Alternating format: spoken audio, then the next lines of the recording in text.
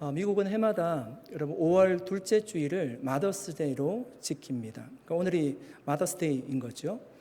그런데 한국은 어머니 날이 따로 있는 것이 아니라 5월 8일을 어버이날로 지킵니다. 그래서 교회도 이제 한국 교회 전통에 따라서 어머니 주일로 지키지 않고 어버이 주일로 오늘 지키게 되었습니다. 여러분은 어린이날이 왜 어버이날보다 앞서 있는 줄 아십니까? 몇 가지 가설이 있는데요. 첫 번째가 자녀들에게 어버이날 선물 살 용돈을 미리 주기 위해서라고 합니다.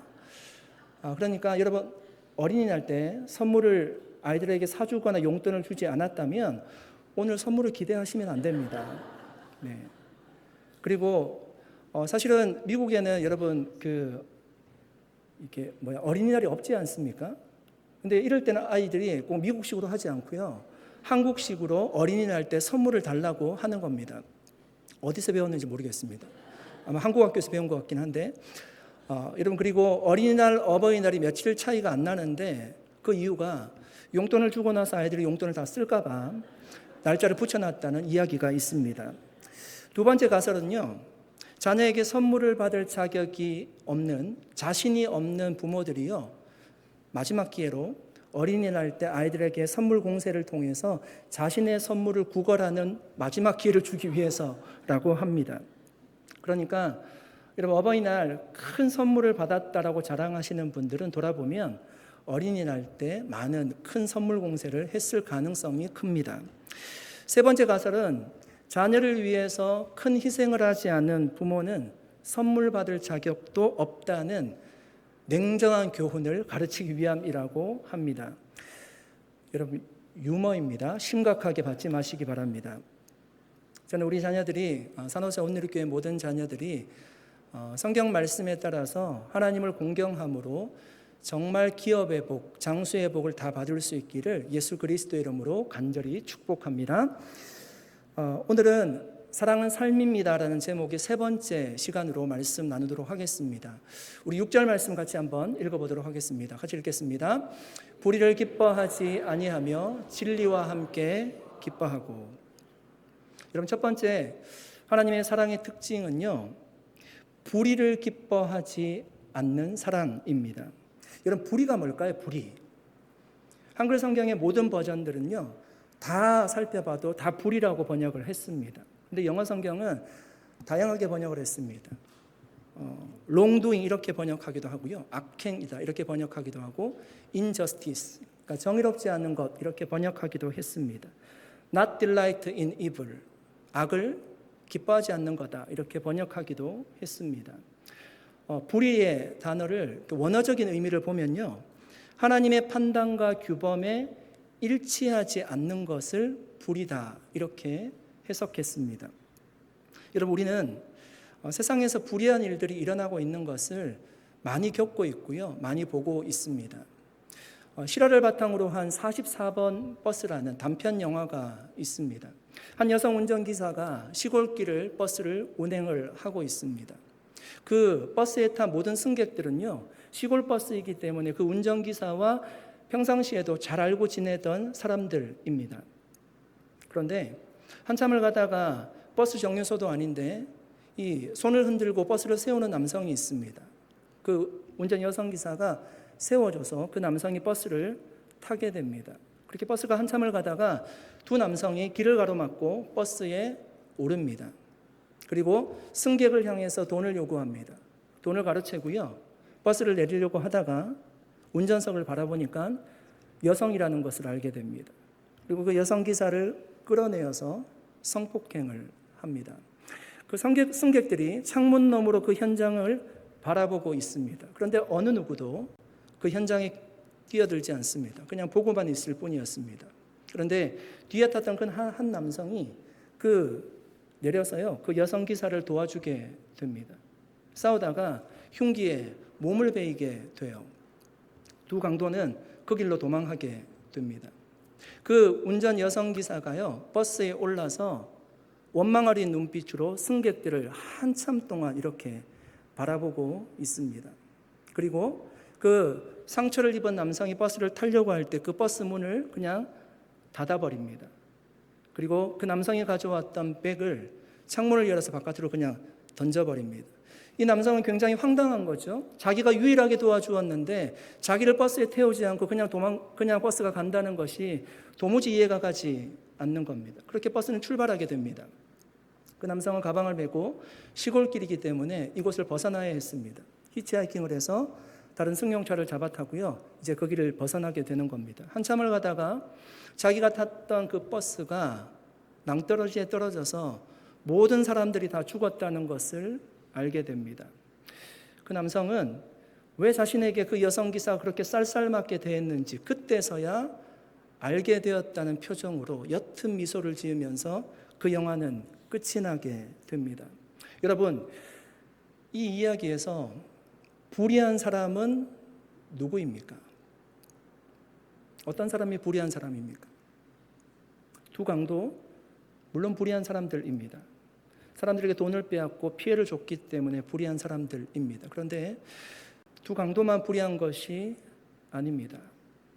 창문 너머로 범죄 현장을 바라보고 있었던 버스에 탔던 모든 승객들이 다 불의한 사람들입니다. 그들은 아마 생각했을 겁니다. 자신이 여기서 나서다가 자신에게도 뭔가 피해가 있을 거라고 생각했기 때문에 아무도 그 현장에 뛰어들지 않았습니다.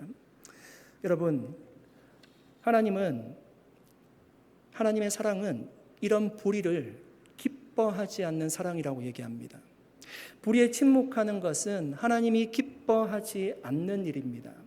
로마서 1장 8절 말씀, 18절 말씀입니다.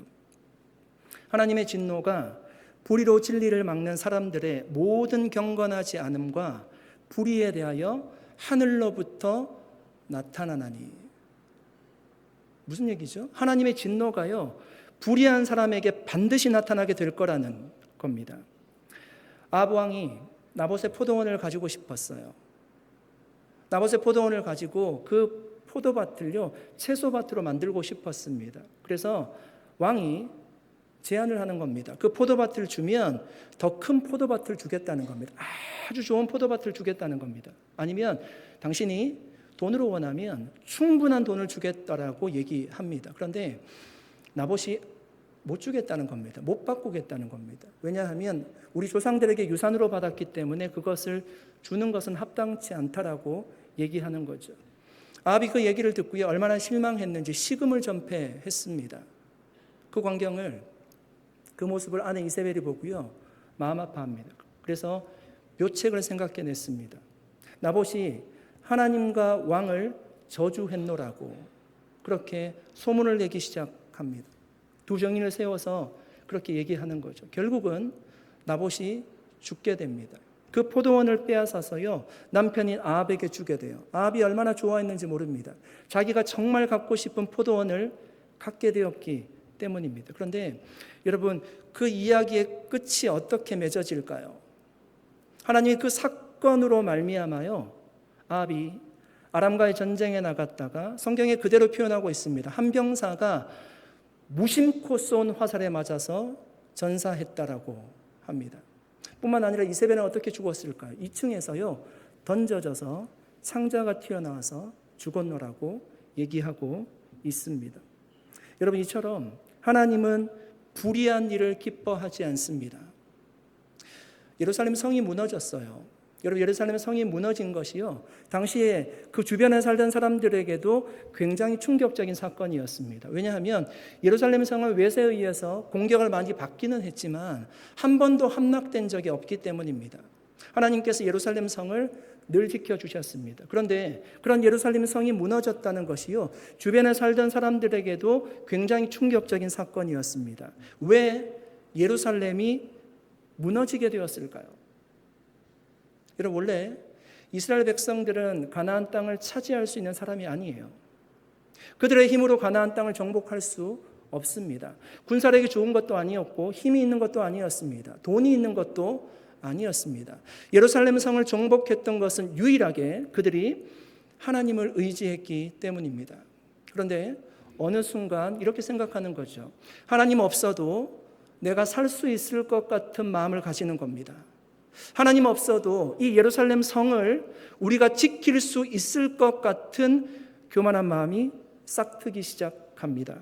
모든 사람들이 다 하나님과 원수되는 짓을 하며 살았노라고 성경은 기록하고 있습니다. 스바냐 3장 3절 4절 말씀이에요. 그 당시 사람들의 삶이 이러했노라고 얘기합니다. 그 가운데 방백들은 부르짖는 사자요. 이런 방백들이 누군가 하면 정치하는 위정자들을 얘기하는 겁니다. 정치하는 사람들이 사자와 같았대요. 사람들을 못 살게 구는 겁니다. 그의 재판장들은 이튿날까지 남겨두는 것이 없는 일이요. 여러분, 재판장들이요, 공의롭게 재판을 해야 되잖아요. 판단해야 되잖아요. 그렇지 않았어요. 뭔가를 가지려고 하는 이리와 같았노라고 얘기하고 있습니다. 그의 선지자들은 경솔하고 간사한 사람들이요. 이런 선지자들은 하나님의 말씀을 전하는 사람들인데 그들이요, 경솔했대요. 간사했대요.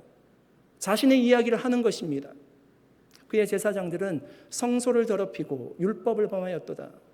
성소는 가장 깨끗해야 되는 곳인데 그들은 제사를 하나님의 뜻대로 드리지 않았어요. 율법을 가르쳐야 될 사람들이 율법을 범했노라고 얘기하고 있습니다. 결국 이렇게 불의한 사람들로 예루살렘 성이 가득 차게 될 때요, 그 예루살렘 성이 무너지게 되었다는 겁니다. 여러분, 당시 사람들은 그 예루살렘 성이 무너질 것이라고 아무도 생각하지 않았습니다. 그렇게 외치는 선지자들을 핍박했어요. 예레미야 선지자가 예루살렘 성을 보고 날마다 울었어요. 그 성이 무너질 거라고 얘기했는데 아무도 듣지 않습니다. 그런데 결국 무너졌습니다. 사랑하는 여러분, 우리가 생각할 때 절대로 무너지지 않을 것만 같은 예루살렘 성과 같은 그 무엇이 여러분에게 있습니까? 그런데 여러분, 그것은 우리의 환상일 수 있습니다. 무너질 수 있어요. 언제요? 우리가 불의를 기뻐하며 살 때입니다. 여러분, 이 시대를 보십시오. 불의로 팽배해 있어요. 무슨 얘기인가 하면 하나님의 심판이 얼마 남지 않았다는 얘기예요. 불의를 행하고도 회개하지 않을 때 하나님이 심판하신다는 겁니다. 여러분, 하나님의 사랑은 불의를 기뻐하지 않습니다. 그러므로 저와 여러분이 불의에 동조하거나 불의에 침묵하거나 어떤 자신의 이득 때문에 불의를 기뻐하는 삶을 살지 않기를 바랍니다. 여러분, 예수님은요, 불의한 바리새인들과 제사장들과 함께 기뻐하지 않았습니다. 그들이 걷는 길을 걷지 않고 오히려 핍박이 있을지라도 고난이 있을지라도 진리를 말씀하셨습니다. 우리도 예수님과 같이 정말 불의한 세상에 우리가 휩쓸리는 그런 믿음이 아니라 휩쓸리지 않는 그런 좋은 믿음으로, 정말 주님을 바라보는 믿음으로 우리의 삶을 통해서 하나님의 사랑이 증거될 수 있기를 예수 그리스도의 이름으로 간절히 축복합니다. 두 번째는요, 하나님의 사랑은 진리와 함께 기뻐하는 사랑입니다. 요즘은 진리라는 말을 여러 곳에서 굉장히 많이 사용하더라고요. 음식에 궁합이 맞으면 그것이 진리라고 얘기합니다. 짜장면의 단무지는 진리라고 합니다. 구운 가래떡의 꿀은 진리라고 합니다. 치킨은 진리다, 쇼핑은 진리다, 여행 가는 것은 진리다, 나의 아이디어는 진리다, 모든 말에 진리를 붙입니다. 여러분, 사람들이 생각하는 진리는요, 그러니까 내가 생각했던 것보다 훨씬 더 좋거나 그 기대치를 훨씬 더 넘어설 때 그 감정을 표현할 때 보통 진리라고 얘기합니다. 그런데 여러분, 이것은 상당히 주관적인 거예요. 모든 사람들이요, 짜장면의 단무지를 좋아하는 것은 아닙니다. 저도 마찬가지입니다. 한번 웃어주셔야 됩니다. 네. 그렇게 좋아하는 것은 아니에요. 모든 사람이 동일하게 좋아하는 것은 아닙니다. 성경에서 여러분 말씀하는 진리는 무엇일까요? 진리는 변하지 않는 겁니다. 반대로 생각해 보면요, 변하는 그 무엇은요, 진리가 아니라는 거예요. 돈, 권세, 외모 변합니다. 그러니까 그것은 우리가 쫓아가야 될 것이 아니라는 얘기예요.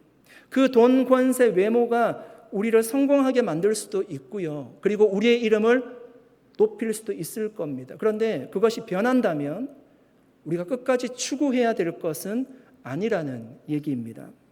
변하지 않는 것이 여러분 무엇이 있을까요? 요한복음 14장 6절 말씀입니다. 예수께서 이르시되 내가 곧 길이요 진리요 생명이니 나로 말미암지 않고는 아버지께로 올 자가 없느니라. 여러분 예수님은 하나님의 아들이십니다. 여러분 믿으십니까? 하나님의 아들 예수님은요 변하지 않습니다. 그래서 예수님은 자신이 진리라고 얘기하는 것입니다. 시편 31편 5절에는 하나님은 진리의 하나님이시라고 말씀합니다. 내가 나의 영을 주의 손에 부탁하나이다. 진리의 하나님 여호와여 나를 속량하셨나이다. 여러분 우리는 근본적인 제가 질문을 한번 드려볼게요. 우리는 왜 예수님을 사랑할까요? 우리는 왜 하나님을 믿고 있을까요? 예수를 믿어도요, 여러분, 예수님이 우리의 인생에, 하나님이 우리의 인생에 성공을 보장하는 것이 아닙니다. 예수님을 믿어도 우리의 삶에 평탄한 길만 펼쳐지는 것도 아닙니다. 오히려 예수님을 믿으면 좁은 길을 걸어가야 된다라고 얘기하고 있습니다. 오히려 예수를 믿는 것이요, 십자가를 지는 삶이라고 얘기합니다. 자기를 부인하는 삶이라고 얘기해요. 무슨 얘기인가 하면 고생하는 삶이라는 얘기입니다. 여러분 주일날 오면 교회에서 봉사하시잖아요. 매주 와서 주일날 교회 봉사합니다. 여느 가족과 다르게 내가 주말이면 여행 가고 싶다고 여행을 가는 것이 아니라 주일날 교회 나와서 우리는 시간을 보내고 있습니다. 절제하며 살아가야 되는 것이요 얼마나 많은지 모릅니다. 그런데도 우리는 왜 예수님을 믿고 있습니까? 여러분 많은 답을 할 수가 있지만 저는 근본적인 답은 한 가지 이유 때문이라고 생각합니다. 이렇게 사는 것이요 진리를 따라 사는 것이기 때문에 그렇습니다. 저는 정말 노는 것을 너무 좋아하는 사람입니다. 제가 초등학교 때 오락실에서 제 인생을 보냈습니다. 오락을 하다가요 저희 엄마에게 뒷덜미로 잡혀가지고 집에 끌려온 적이 한두 번이 아니었습니다. 정말 즐거웠습니다. 중학교 때는 롤러스케이트장에서 제 인생을 즐겼습니다. 가끔 탁구를 치면서 또 인생을 즐기기도 했습니다. 너무너무 행복한 시간이었습니다. 고등학교 때는 당구를 치면서 인생을 즐겼습니다. 저의 소원은요 당구장 주인이 되는 것이었습니다. 가끔 데이트도 하였습니다. 정말 많은 친구들이 있었습니다. 이렇게 정말 노는 것을 좋아하는 사람인데요. 저는 요즘은 계속 교회에 있습니다. 어떤 사람이 저에게 목사님 삶이 무료하지 않습니까? 이렇게 질문하신다면 저는 단호하게 아마 아니라고 대답할 겁니다. 그 이유는 제가 혼자 노는 법을 알아서 터득했기 때문이 아닙니다. 제가 어떻게 살아야 되는지 삶의 목적이 바뀌었기 때문입니다. 여러분 정말 우리가 쫓아가야 될 진리가 무엇인지 우리가 알게 되면 그것을 쫓게 되어 있습니다. 삶의 모든 목적이 거기에 맞추어집니다. 이런 모세가 이렇게 고백했어요. 하나님의 백성과 함께 고난받기를 잠시 죄악의 낙을 누리는 것보다 좋았노라라고 고백합니다.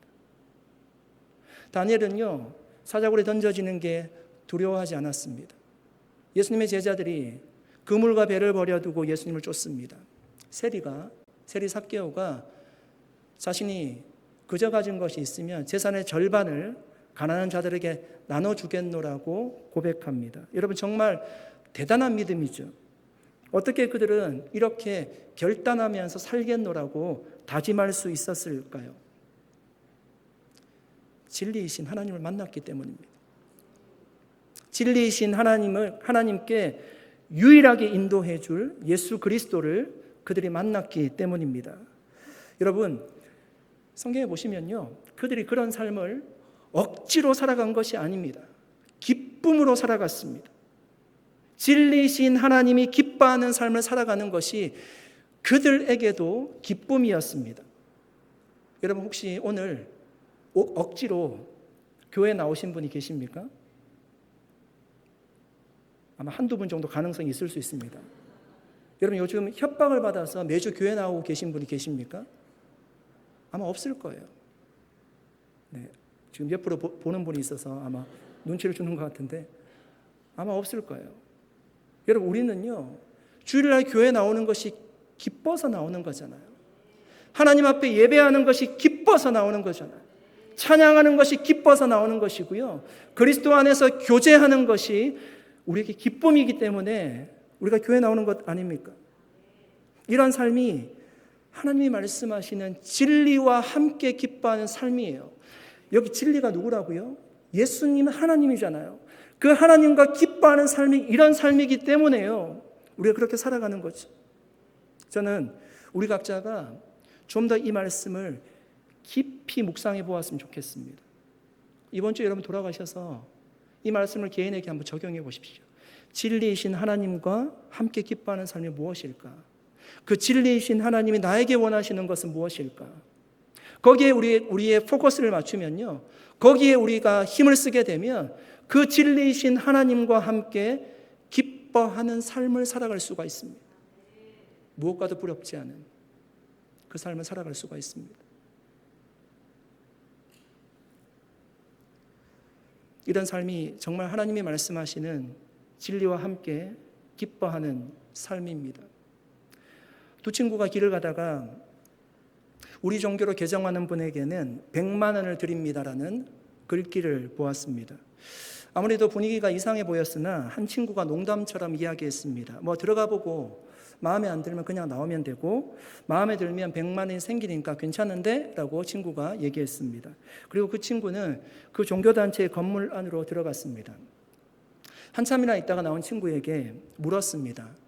개종했어? 그 친구는 진지한 표정으로 대답했습니다. 응, 이제부터 저기 다니기로 했어. 그럼 100만 원 받았겠네?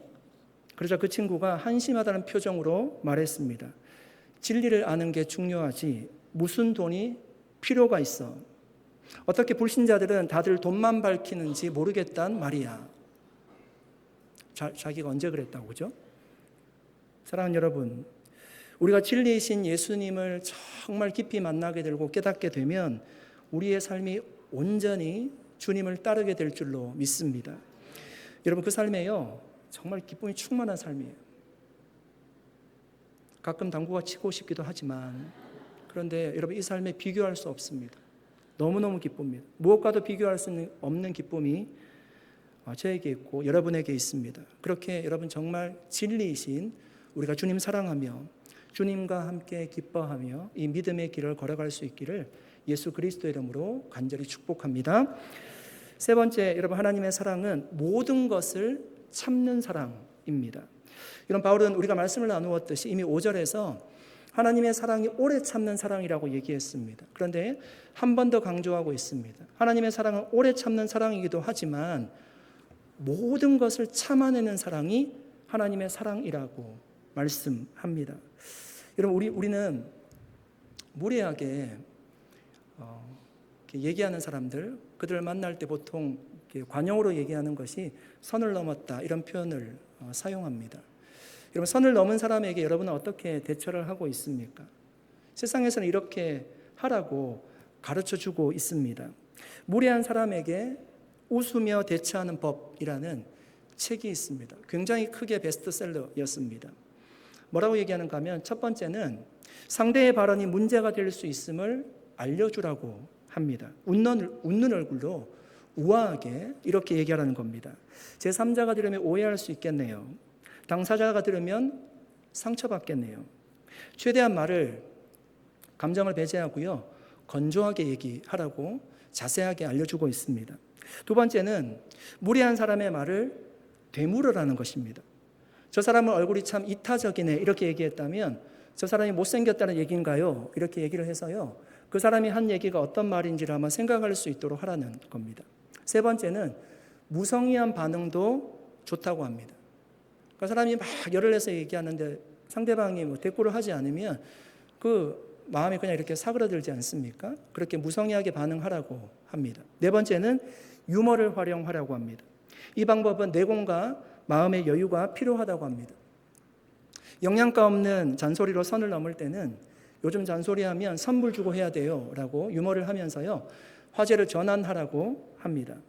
여러분, 이런 방법이 우리에게 도움이 되지 않는 것은 아니지만 오늘 성경은 무엇이라고 얘기하는가 하면 모든 것을 참는 사랑을 하라고 말씀합니다. 여러분, 여기서 참는다는 의미는요, 원어적으로 두 가지 의미를 가지고 있어요. 첫 번째는 지속한다는 의미입니다. 참는다는 의미 속에 지속한다는 의미가 있어요. 그러니까 여러분, 하나님이 우리를 그렇게 사랑하시잖아요. 우리를 선택하시고 포기하지 않으시고 구원의 완성을 이루기까지, 천국 갈 때까지 우리를 사랑하십니다. 그렇게 지속적으로 사랑한다는 것이 참는다는 의미입니다. 두 번째는요, 덮는다는 의미가 있습니다. 마치 지붕이 거친 비바람을 덮듯이 그렇게 덮어주는 것이 참는 사랑이라는 것입니다. 하나님이 우리에게 보여주신 사랑이 여러분 그런 사랑이었습니다. 우리가 넘어질 때, 때로는 하나님을 원망할 때, 죄악 속에 허덕일 때도 지속적으로 하나님은 우리를 사랑하셨습니다. 우리의 허물을 덮어주셨습니다. 여러분, 우리가 자녀들을 그렇게 사랑하지 않습니까? 자녀들의 허물을 드러내는 부모들은 없습니다. 다 이해하려고 노력하고요, 끝까지 사랑하려고 합니다. 가족인데 가족의 흉을 보는 사람들을 가끔 보게 됩니다. 그런데 사람들이요, 그 모습을요 좋게 보지 않습니다. 가족이라고 하면 덮어주고 위로하고 안아주는 것이 가족이라는 생각이 우리 모두에게 다 있기 때문입니다.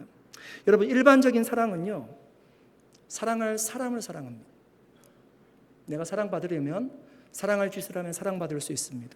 반대로 생각해 보면 내가 미움받을 짓을 하면요, 반드시 미움을 받게 되어 있습니다.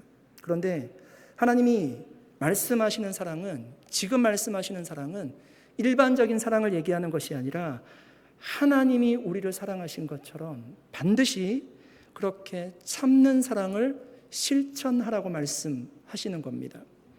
사랑하는 여러분, 요즘 여러분은 어떤 사랑을 하고 계십니까? 사랑할 사람을 사랑하고 있습니까? 아니면 모든 것을 참아내는 사랑을 하고 있습니까? 지속적으로 덮어주면서 사랑하고 계십니까? 우리가 지금 여러분 3주째 사랑은 삶입니다라는 주제로요, 하나님 사랑의 특징을 얘기하고 있습니다. 말씀을 나누고 있습니다. 그런데 그 말씀 모두가 우리가 온전하게 지키기에는 어려운 사랑입니다. 그런데 지금 나누는 이 사랑은요, 모든 것을 참아내는 이 사랑은 사랑의 최고의 경지라고 할 수 있습니다.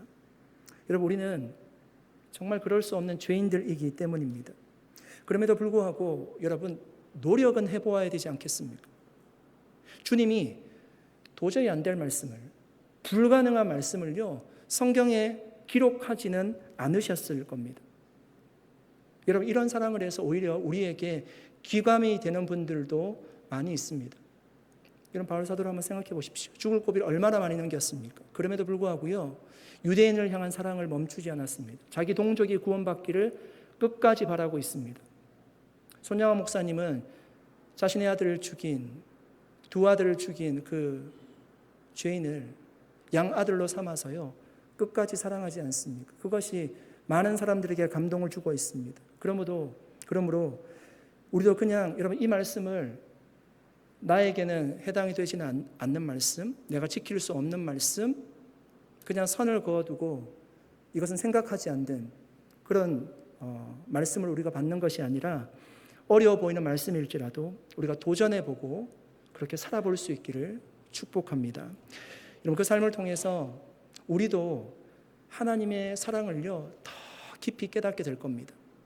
그리고 또한 우리를 통해서도 놀라운 하나님의 사랑이 널리 증거되게 될 것입니다.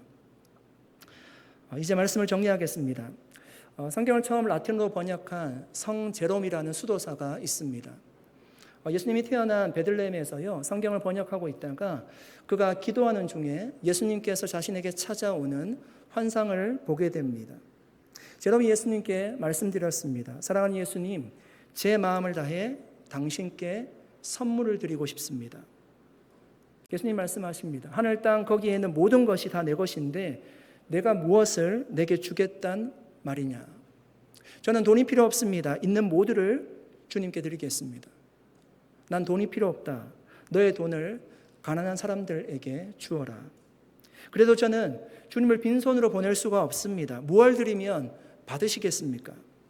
그러면 내가 갖고 싶은 것을 다 줄 수 있느냐? 무엇이나 드리겠습니다. 내가 내 가슴을 기쁨으로 가득 채울 선물을 주고 싶다면 나에게 너의 모든 죄와 욕망, 불가능, 부족함, 죄악을 다오. 내가 오늘 그것을 안고 십자가에서 죽겠노라. 사랑하는 여러분, 예수님이 우리를 사랑하셔서 우리의 모든 연약함, 불가능, 부족함 다 안고 십자가에서 죽으신 줄로 믿습니다. 우리는 지금도 하나님의 그 온전한 사랑을 받고 있습니다. 우리는 여전히 연약하지만 불가능할 것 같고 어려울 것 같은 마음이 있지만 주님의 사랑을 받은 자로서요, 우리가 해드릴 수 있는, 주님께 해드릴 수 있는 것이 있다면 그 사랑, 우리의 삶으로 한번 살아가 보는 겁니다. 여러분, 넘어져도 괜찮습니다. 우리는 원래 그런 사람들이에요.